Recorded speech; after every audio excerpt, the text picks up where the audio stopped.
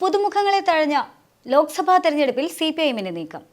ഇത്തവണത്തെ ലോക്സഭാ തെരഞ്ഞെടുപ്പിന്റെ സ്ഥാനാർത്ഥി പട്ടിക CPM പരിഗണിക്കുന്ന സാഹചര്യത്തിൽ പുതുമുഖങ്ങൾക്ക് അവസരമില്ല.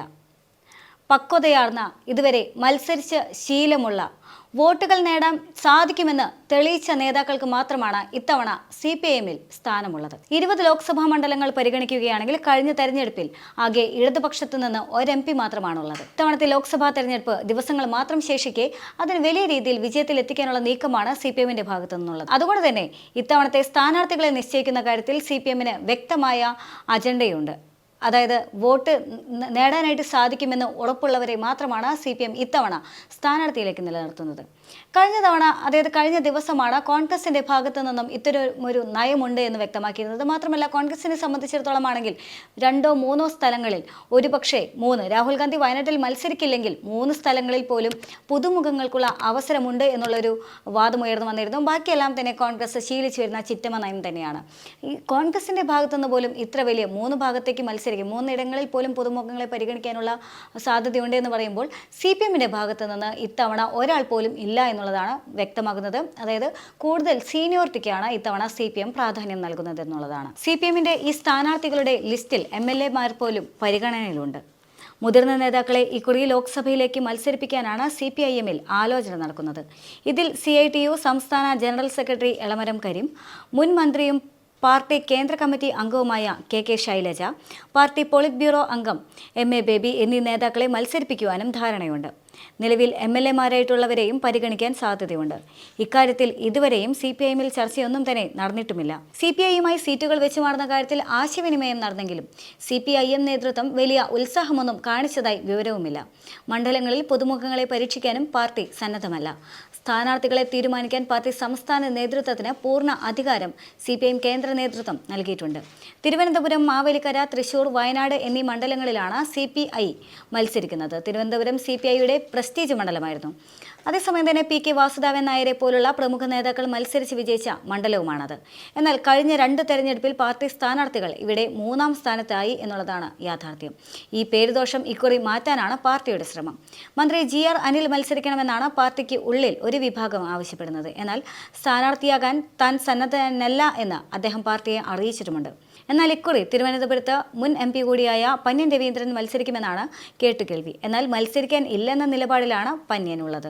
പക്ഷേ പാർട്ടി നിലപാട് കടുപ്പിച്ചാൽ അദ്ദേഹത്തിന് നിലപാട് മാറ്റേണ്ടി വരും. തൃശ്ശൂരിൽ മുൻമന്ത്രി VS സുനിൽകുമാറും മാവേലിക്കരയിൽ AYFI നേതാവ് CA അരുൺകുമാറും സ്ഥാനാർത്ഥികളാകാനാണ് സാധ്യത. വയനാട്ടിൽ ഇതുവരെയും ആരുടെ പേരും സംസ്ഥാന നേതൃത്വത്തിന്റെ മുന്നിലില്ല. സ്ഥാനാർത്ഥി ചർച്ചകളൊക്കെയായിട്ട് 9-10 തീയതികളിൽ CPI നേതൃയോഗം ചേരുന്നുണ്ട്.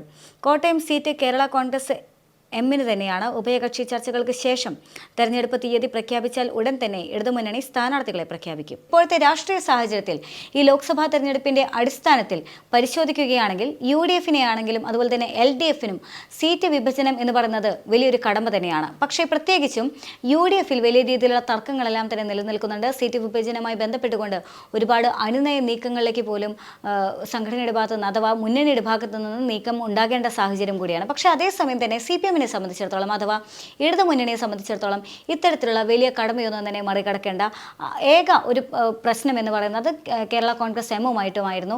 പക്ഷേ അക്കാര്യത്തിൽ കേരള കോൺഗ്രസ് എം ആവശ്യപ്പെട്ടിരുന്ന സീറ്റ് CPM അനുവദിച്ചില്ലെങ്കിൽ പോലും കേരള കോൺഗ്രസിൻ്റെ എമ്മിൻ്റെ ഭാഗത്തുനിന്ന് യാതൊരു തരത്തിലുള്ള തർക്കവും വരാത്ത സാഹചര്യമാണ്. അതുകൊണ്ട് തന്നെ ഈ സീറ്റ് വിഭജനം എന്ന് പറയുന്നത് CPIഎമ്മിനെ സംബന്ധിച്ചിടത്തോളം അഥവാ ഇടതു മുന്നണിയെ സംബന്ധിച്ചിടത്തോളം അത് വലിയ കടമയൊന്നും തന്നെയല്ല എന്നുള്ളതാണ് യാഥാർത്ഥ്യം എന്ന് പറയുന്നത്. പക്ഷേ അതേസമയം തന്നെ കോൺഗ്രസിൻ്റെ കാര്യമെടുക്കുകയാണെങ്കിൽ അങ്ങനെയല്ല സ്ഥിതി എന്ന് തന്നെ കാണേണ്ടി വരും. വേറെ എവിടത്തെ കാര്യവും നോക്കേണ്ട ആവശ്യമില്ല. പ്രത്യേകിച്ചും കോട്ടയം ജില്ല മാത്രം പരിശോധിച്ചാൽ തന്നെ കോൺഗ്രസിന് ഉള്ളിലെ വിഭജനത്തെ കുറിച്ചുള്ള തർക്കവും സംഘർഷവും എല്ലാം തന്നെ നമുക്ക് വ്യക്തമായി തന്നെ കാണാനാകുന്നതാണ്.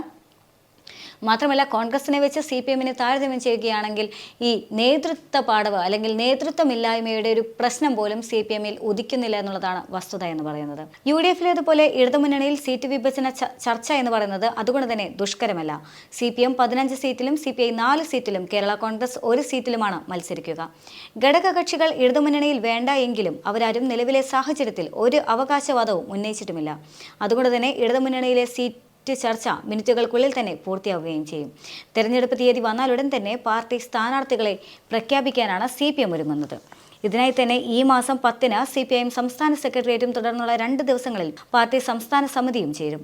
ആലപ്പുഴയിൽ നിലവിലെ MP AM ആരിഫ് തന്നെ സ്ഥാനാർത്ഥിയാകാനാണ് സാധ്യത. ആലപ്പുഴയിൽ CPIM-ന് സ്ഥിതിഗതികൾ അത്ര ഗുണകരമല്ല. MV ഗോവിന്ദൻ CPM സംസ്ഥാന സെക്രട്ടറിയായി വന്ന ശേഷം തെറ്റുതിരുത്തൽ രേഖ ശക്തമായി നടപ്പിലാക്കാൻ തീരുമാനിച്ച ജില്ലകളിൽ ഒന്നായിരുന്നു ആലപ്പുഴ. പക്ഷേ ഗോവിന്ദന് തന്റെ പരിശ്രമം പാതിവഴിയിൽ ഉപേക്ഷിക്കേണ്ടി വന്നു. ജില്ലയിലെ ഗ്രൂപ്പ് പോരാണ് അതിന് തടസ്സം നിന്നത്. മന്ത്രി സജി ചെറിയാൻ ആരിഫിനെ സ്ഥാനാർത്ഥിയാക്കാൻ സജീവമായി തന്നെ ഇപ്പോൾ രംഗത്തുണ്ട്. എന്നാൽ പാർട്ടി കേന്ദ്ര കമ്മിറ്റി അംഗം ഡോക്ടർ DM തോമസ് ഐസക്കിനെ സ്ഥാനാർത്ഥിയാക്കണമെന്ന അഭിപ്രായവും ആലപ്പുഴയിലെ നേതാക്കൾക്കുണ്ട്. അതേസമയം തന്നെ മുഖ്യമന്ത്രി പിണറായി വിജയൻ ആരിഫിനൊപ്പമാണ് എന്നുള്ളതുമാണ് അവിടുത്തെ ഒരു രാഷ്ട്രീയ സാഹചര്യം എന്ന് പറയുന്നത്. അതുകൊണ്ട് തന്നെ നിലവിലെ സാഹചര്യത്തിൽ MV ഗോവിന്ദനും പിണറായിയുടെ അഭിപ്രായത്തിന് ഒപ്പം നിൽക്കാനായിരിക്കും സ്വാഭാവികമായും പാർട്ടിയുടെ ഒരു തീരുമാനമെന്ന് പറയുന്നത്. യഥാർത്ഥത്തിൽ ഇടതുമുന്നണിയെ സംബന്ധിച്ചിടത്തോളം ഇതൊരു അഗ്നിപരീക്ഷ തന്നെയാണ്. കാരണം പ്രത്യേകിച്ചും ഭരണവിരുദ്ധ വികാരം എന്നുള്ളത് വലിയൊരു കടമ്പ തന്നെയാണ്. സർക്കാരിനെ സംബന്ധിച്ചിടത്തോളം അത്തരമൊരു കടമ്പ കടന്നു പോവുക എന്നുള്ളത് വലിയ ബുദ്ധിമുട്ടുള്ള കാര്യം തന്നെയാണ്. അത്തരമൊരു കടമ്പയെ മറികടക്കാൻ തന്നെയാണ് കേരളീയം പോലുള്ള അല്ലെങ്കിൽ നവകേരള സദസ്സ് പോലുള്ള പരിപാടികളെല്ലാം തന്നെ സർക്കാരിൻ്റെ ഭാഗത്തു നിന്നും ആസൂത്രണം ചെയ്തത്. എന്നാൽ പക്ഷേ നവകേരള സദസ്സിന് വലിയ ആസൂത്രണം ഉണ്ടായിരുന്നു, വലിയ നീക്കങ്ങളുണ്ടായിരുന്നു, വലിയ തീരുമാനങ്ങളുണ്ടായിരുന്നു, അജണ്ടകളുണ്ടായിരുന്നു. എങ്കിൽ പോലും ലക്ഷ്യങ്ങളെല്ലാം തന്നെ പാളിപ്പോയ ഒരവസ്ഥയിലായിരുന്നു നവകേരള സദസ്സിൻ്റെ സമാപനം എന്ന് പറയുന്നത്. എന്താണോ ഉദ്ദേശിച്ചത് അതിന് നേരെ വിപരീതമായിരുന്നു അതിൻ്റെ റിസൾട്ട് എന്ന് പറയുന്നത്. അതുകൊണ്ട് തന്നെ ഇനി എങ്ങനെ ഇത്തരം പ്രശ്നങ്ങളെല്ലാം തന്നെ മേക്കപ്പ് ചെയ്യും എന്നുള്ളൊരു വലിയൊരു ചിന്ത, ഒരു ആശങ്ക സർക്കാരിന് മുന്നിലുണ്ട്. അതേസമയം തന്നെ നവകേരള സദസ്സിൻ്റെ ആണെങ്കിലും കേരളത്തിൻ്റെ ആണെങ്കിലും തന്നെ വരവ് ചെലവ് കണക്കുകളുമായി ബന്ധപ്പെട്ടുള്ള കാര്യങ്ങൾ നിൽക്കുന്നുണ്ട്. ബജറ്റ് അത്ര ജനപ്രിയമായിരുന്നില്ല എന്നുള്ള കാര്യവും വലിയ രീതിയിൽ തന്നെ അതൊരു ചർച്ചയായി തന്നെ മുന്നോട്ട് വരുന്നുണ്ട്. മറ്റൊരു പ്രധാനപ്പെട്ട ഘടകം എന്ന് പറയുന്നത് അത്ര പ്രധാനമല്ലെങ്കിൽ പോലും വളരെയധികം പ്രധാനപ്പെട്ട ഒരു ഘടകമായിരുന്നു ഗവർണർ ആരിഫ് മുഹമ്മദ് ഖാനുമായുള്ള സർക്കാർ ഗവർണർ പോര് എന്ന് പറയുന്ന സംഭവം. ആ സംഭവത്തിലാണെങ്കിൽ ആരിഫ് മുഹമ്മദ് ഖാനോട് പ്രത്യേകിച്ച് താല്പര്യമില്ലാത്ത ആളുകൾ പോലും ഈ പോരിലൂടെ അത്തരമൊരു ചേരിതിരിവ് വന്നു എന്നുള്ളത് യാഥാർത്ഥ്യമാണ്. ആ സാഹചര്യത്തിൽ സർക്കാർ വിരുദ്ധത അല്പം കൂടി എന്നുള്ളത് യാഥാർത്ഥ്യമാണ്. ആരിഫ് മുഹമ്മദ് ഖാൻ്റെ പിന്തുണ എന്ന് പറയുന്നത്, അതായത് ആരിഫ് മുഹമ്മദ് ഖാന് ഇപ്പോൾ ലഭിക്കുന്ന പിന്തുണ എന്ന് പറയുന്നത് അത് സർക്കാർ വിരുദ്ധത തന്നെയാണ്, അല്ലെങ്കിൽ അത് ഭരണവിരുദ്ധത തന്നെയാണ് എന്ന് വേണം മനസ്സിലാക്കാനായിട്ട്. ഒരുപക്ഷെ പ്രതിപക്ഷത്തിന് തങ്ങളുടെ കർത്തവ്യം കൃത്യമായി നിറവേറ്റാൻ സാധിക്കാത്ത വലിയൊരു വീഴ്ച പ്രതിപക്ഷത്തിൻ്റെ ഭാഗത്തു നിന്ന് ഉണ്ടെങ്കിൽ പോലും ഗവർണറുടെ ഭാഗത്തു നിന്ന് അത്തരമൊരു പ്രതിപക്ഷ അജണ്ടകൾ, പ്രതിപക്ഷ നീക്കങ്ങളെല്ലാം തന്നെ ശക്തമായി തന്നെ നടപ്പിലാക്കാൻ സാധിച്ചിട്ടുണ്ട്. ഒരുപക്ഷെ അതിനും കൂടുതൽ വലിയ രീതിയിലുള്ളൊരു നീക്കം ഗവർണറുടെ ഭാഗത്തു നിന്നുണ്ടായി. ഇതെല്ലാം തന്നെ വലിയ തോതിൽ സർക്കാരിനെ ദോഷം ചെയ്യുന്ന കാര്യങ്ങളാണ്. പിന്നെ മറ്റു കാര്യങ്ങൾ സാമ്പത്തിക പ്രതിസന്ധിയാണ്. ഈ സാമ്പത്തിക പ്രതിസന്ധി എത്രയൊക്കെ പറഞ്ഞാലും കേന്ദ്രത്തിൻ്റെ തലയിൽ വെച്ച് കെട്ടാൻ ശ്രമിച്ചു കഴിഞ്ഞാൽ പോലും അതൊന്നും തന്നെ നടക്കാൻ പോകാത്ത സാഹചര്യമാണ്. പ്രത്യേകിച്ചും ഇത്ര വലിയ സാമ്പത്തിക പ്രതിസന്ധിയിൽ ദൂർത്ത് നടത്തിയിരിക്കുകയാണ് സർക്കാർ എന്നുള്ള പ്രതിപക്ഷവാദം. ഒരുപക്ഷെ പ്രതിപക്ഷത്തിന് അത് തെളിയിക്കാൻ സാധിക്കില്ലായിരിക്കും, ചില വാദങ്ങളും പ്രതിവാദങ്ങളുമായി അത് നിന്നു പോകുമായിരിക്കും. പക്ഷേ ആ ദൂർത്ത് എന്നുള്ള പേര് ഇങ്ങ് കേരളത്തിലെ അന്തരീക്ഷത്തിൽ മുഴങ്ങുന്നുണ്ട് എന്നുള്ളതൊരു യാഥാർത്ഥ്യം തന്നെയാണ്. ആ യാഥാർത്ഥ്യത്തെ സർക്കാർ എങ്ങനെ മറികടക്കും എന്നുള്ളൊരു ചോദ്യമുണ്ട്. അത് ബജറ്റിലൂടെ സാധിക്കുമെന്ന് കരുതിയിരുന്നെങ്കിലും ബജറ്റിലൂടെ സാധിക്കാത്ത കൂടി സാഹചര്യമാണ് എന്നുള്ളതാണ് മറ്റൊരു പ്രത്യേകത എന്ന് പറയുന്നത്. മറ്റൊന്ന്, ഈ നവകേരള സദസ്സുമായി ബന്ധപ്പെട്ടുകൊണ്ട് തന്നെ വലിയ രീതിയിലുള്ള പോലീസിൻ്റെ നീക്കം, പോലീസിൻ്റെ DYFI CPM പ്രവർത്തകരോടുള്ള ഒരു പ്രത്യേകതരം പ്രണയം, ആ പ്രണയം വലിയ രീതിയിൽ ചർച്ച ചെയ്യപ്പെട്ടതാണ്. പിന്നെ മുഖ്യമന്ത്രി പിണറായി വിജയൻ്റെ ജീവൻ രക്ഷാ പോളിസികൾ തുടങ്ങി നിരവധി കടമ്പകളാണ് ഭരണപക്ഷത്തിന് അല്ലെങ്കിൽ ഇടതുമുന്നണിക്ക് ഇനി കടക്കാനുള്ളത് എന്നുള്ളതാണ്. ഇത്തരം കടമ്പകൾക്ക് അപ്പുറം എന്താണ് സർക്കാരിന് മുന്നോട്ട് വയ്ക്കാനുള്ള നേട്ടങ്ങളെന്ന് ചോദിച്ചാൽ എപ്പോഴും ഉയർത്തിപ്പിടിച്ചിരുന്ന കേരയിൽ പോലും ഇപ്പോൾ അവതാളത്തിലാണ്. കേരയിൽ സർക്കാർ വിടുന്നില്ല എന്ന് പറയുന്നുണ്ടെങ്കിൽ പോലും ബജറ്റിൽ കേരയിൽ എന്നുള്ള ഒരു ആശയം വിടുന്നില്ല, കേരളിന് കൂടുതൽ പ്രാധാന്യം നൽകുമെന്നെല്ലാം പറയുന്നുണ്ടെങ്കിലും അത് വസ്തുതാപരമായിട്ട് അതിനെ നിലനിർത്താനായിട്ട്, അതിനെ സ്ഥാപിക്കാനായിട്ട് സർക്കാരിൻ്റെ കയ്യിലൊന്നും തന്നെയില്ല. പ്രത്യേകിച്ചും കേരളത്തിനെതിരെ ഇപ്പോൾ വലിയ രീതിയിൽ ദക്ഷിണ റെയിൽവേയുടെ റിപ്പോർട്ടുകളെല്ലാം വന്ന സാഹചര്യത്തിൽ അതും വലിയ രീതിയിൽ ദോഷം ചെയ്യാനാണ് സാധ്യത.